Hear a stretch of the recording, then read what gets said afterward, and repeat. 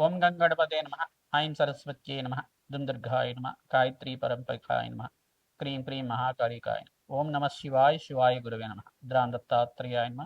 ఓం నమ శివాయ శివాయ గురవే నమ. క్రీం క్రీం మహాకాళికాయ నమ. యూట్యూబ్ ప్రేక్షకులకు అందరికీ కూడా నమస్కారం అండి. నేను పాలపర్తి గురునాథ శర్మ, జ్యోతిషం వాస్తు సిద్ధాంతిని.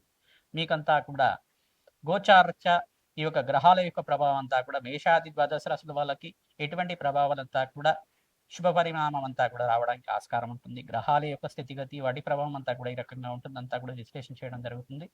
ప్రధానంగా చూసుకుంటే ఈ యొక్క గోచార చక్రం అంతా కూడా ఈ రకంగా ఉంది. ఈ యొక్క శనీశ్వరుడు అంతా కూడా వక్రగతిలో సంచారం చేస్తున్నారు. ఈ యొక్క జూలై 27వ తారీఖు నుంచి దాదాపుగా 139 రోజుల దాకా వక్రగతి సంచారం అనేది మీనరాశిలో అంతా కూడా సంచారం జరుగుతుంది.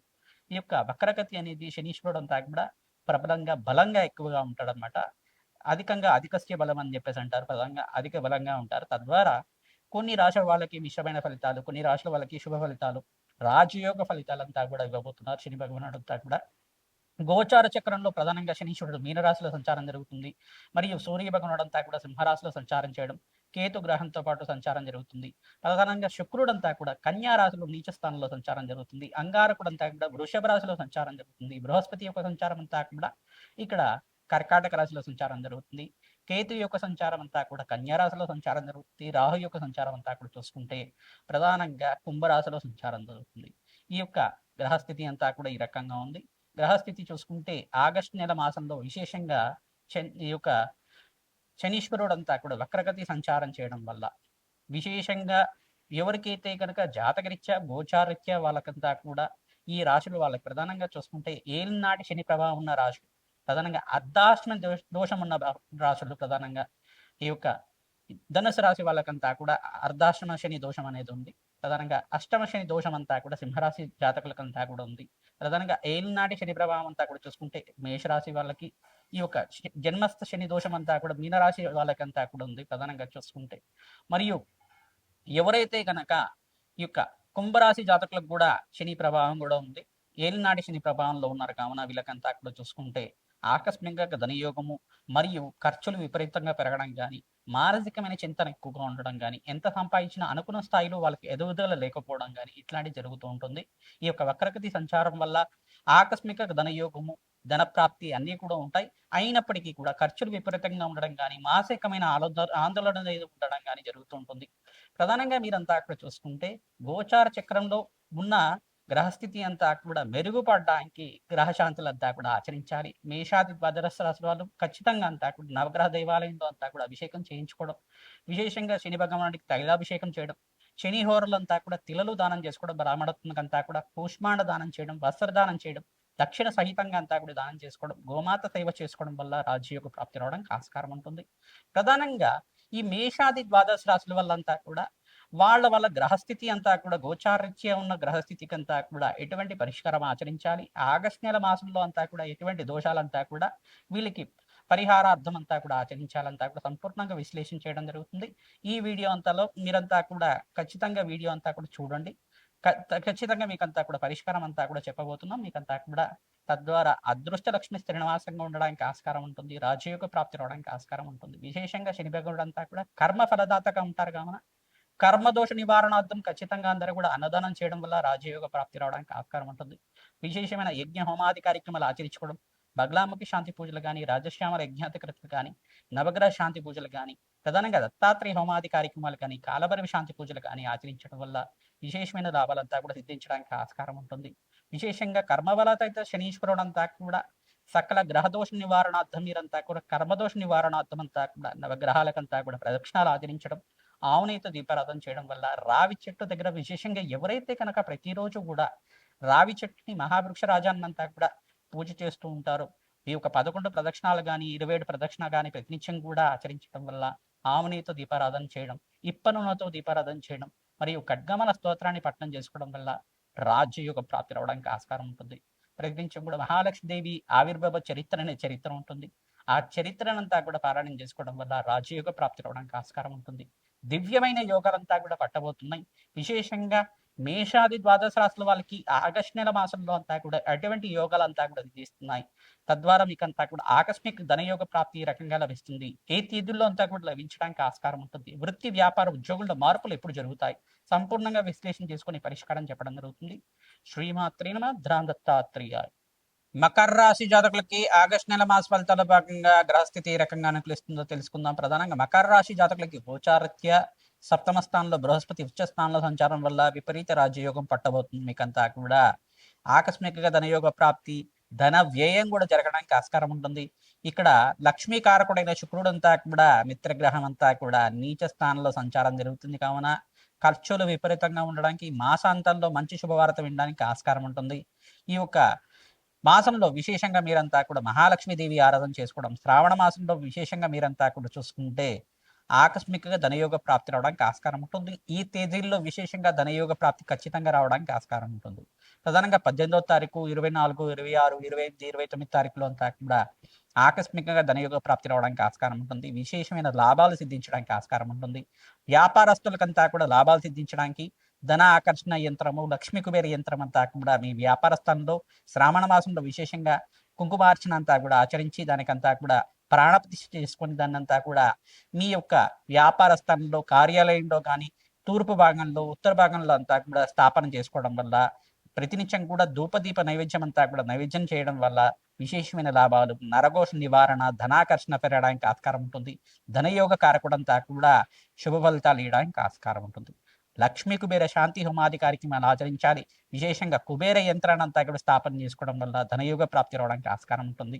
విశేషంగా వ్యాపారస్తులకి లాభాలు సిద్ధించడం, నూతన వ్యాపారంలో ఖర్చులు విపరీతంగా పెరగడానికి ఆస్కారం ఉంటుంది. బంధువుల యొక్క సహాయ సహకారాల వల్ల, పెద్దల యొక్క ఆశీర్వాద ఫలితం వల్ల మీకంతా కూడా ధనయోగ ప్రాప్తి రావడానికి ఆస్కారం ఉంటుంది. దూర ప్రయాణాలంతా కూడా చేస్తూ ఉంటారు. బడాలిక ఎక్కువగా ఉంటుంది.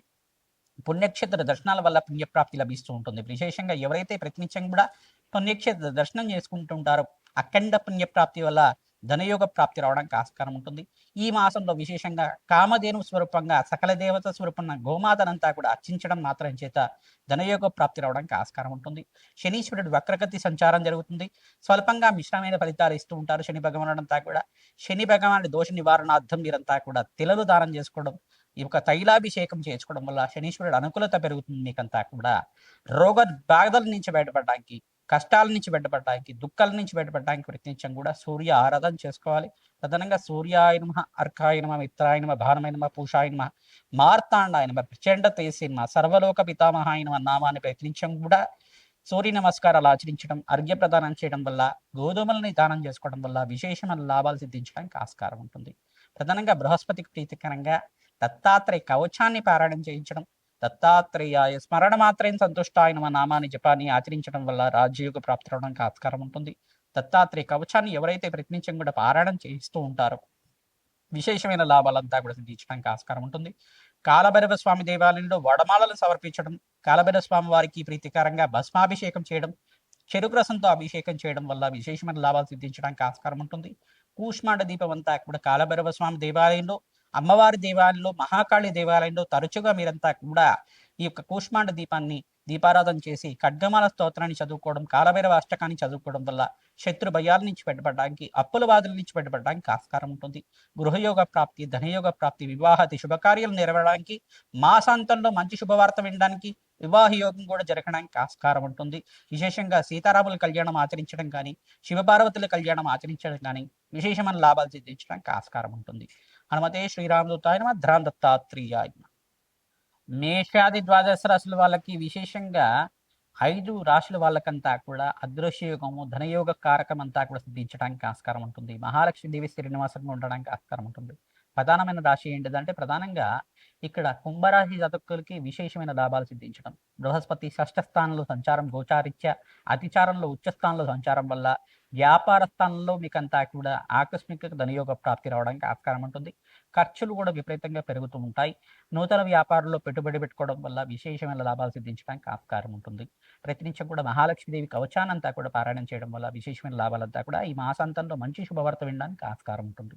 మరియు రెండో రాశి ఏంటిదంటే ప్రధానంగా ఇక్కడ చూసుకుంటే కన్యా రాశి జాతకులకంతా కూడా విశేషమైన లాభాలంతా కూడా సిద్ధించడానికి ఆస్కారం ఉంటుంది. ప్రధానంగా లాభకారి అయిన బృహస్పతి అంతా కూడా మీకంతా కూడా అదృష్ట యోగాన్ని ఇవ్వబోతున్నాడు.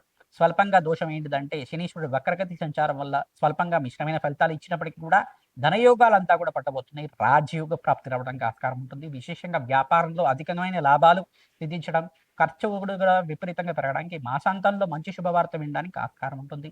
అదృష్ట యోగం పట్టబోతుందని చెప్పడానికి ఆస్కారం ఉంటుంది. మరియు ఇక్కడ వృశ్చిక రాశి జాతకులు కూడా విశేషమైన లాభాలంతా కూడా సిద్ధించడానికి ఆస్కారం ఉంటుంది. బృహస్పతి అనుకూలత, ఇక్కడ అంగారకుడంతా కూడా అనుకూలత ఉండడం వల్ల విశేషమైన లాభాలంతా కూడా సిద్ధించడానికి ఆస్కారం ఉంటుంది. విశేషంగా సుబ్రహ్మణ్య స్వామి కవచాన్ని పారాయణం చేయడం వల్ల అదృష్టయోగం పట్టబోతుంది మీకంతా కూడా. ప్రధానంగా నవగ్రహ దోష నివారణార్థం జన్మజాతకంలో ఉండే దోషాలకంతా కూడా పరిష్కారం చేయడం వల్ల రాజయోగ ప్రాప్తి రావడానికి ఆస్కారం ఉంటుంది. మరియు 4వ రాశి ఏంటిదంటే ప్రధానంగా చూసుకుంటే మకర రాశి జాతకులకి విశేషమైన లాభాలు సిద్ధించడానికి ఆస్కారం ఉంటుంది. సప్తమ స్థానంలో బృహస్పతి ఉచ్చ స్థానంలో సంచారం, తద్వారా రాజయోగ ప్రాప్తి రావడానికి ఆస్కారం ఉంటుంది. అదృశ్య యోగాలు సిద్ధించడానికి ఆస్కారం ఉంటుంది. సంఘంలో గౌరవం పెరుగుతుంది. ఆర్థికంగా ధనయోగ ప్రాప్తి రావడానికి ఆస్కారం ఉంటుంది. విశేషమైన లాభాలు సిద్ధించడానికి ఆస్కారం ఉంటుంది. ప్రతినిత్యం కూడా దత్తాత్రేయ కవచాన్ని పారాయణం చేయడం వల్ల లాభాలు సిద్ధించడానికి ఆస్కారం ఉంటుంది. ఈ యొక్క 5వ రాశి అంతా కూడా చూసుకుంటే కర్కాటక రాశి జాతకులకంతా కూడా ఆనందకరమైన జీవితం జీవించడం. ఎవరైతే గనక వివాహాది శుభకార్యాల కోసం ప్రయత్నం చేస్తున్నారో వివాహాది శుభకార్యాలు నెరవేరడం కానీ, శ్రావణ మాసంలో కానీ మీకంతా కూడా మంచి సంబంధం రావడం కానీ జరుగుతూ ఉంటుంది. గురుబలం పెరుగుతుంది. సంఘంలో గౌరవం పెరుగుతుంది. మీ మాటకి విలువ పెరుగుతుంది. అదృశ్య యోగం సిద్ధించడానికి ఆస్కారం ఉంటుంది. ఆర్థికంగా స్థిరోగతి పెరుగుతుంది. మీకంతా కూడా ఆర్థికంగా ధన కారకత్వం అంతా కూడా ధనయోగాలంతా కూడా పట్టుకోవడానికి ఆస్కారం ఉంటుంది. మంచి రాజయోగ ప్రాప్తి రావడానికి ఆస్కారం ఉంటుంది. సంఘంలో గౌరవం పెరుగుతుంది. ప్రతినిత్యం కూడా మహాలక్ష్మీదేవి ఆరాధన చేయడం వల్ల మేషాది ద్వాదశ రాశుల వాళ్ళు ఈ యొక్క తామర పూలతో మహాలక్ష్మీదేవి అర్చించడం మాత్రం చేత అదృశ్య యోగం సిద్ధించడానికి ఆస్కారం ఉంటుంది. రాజయోగ ప్రాప్తి రావడానికి ఆస్కారం ఉంటుంది. హనుమతే శ్రీరామ్ దత్తాయ నమః, ధ్రాన్ దత్తాత్రేయ నమః, శ్రీమాత్రేయ నమః.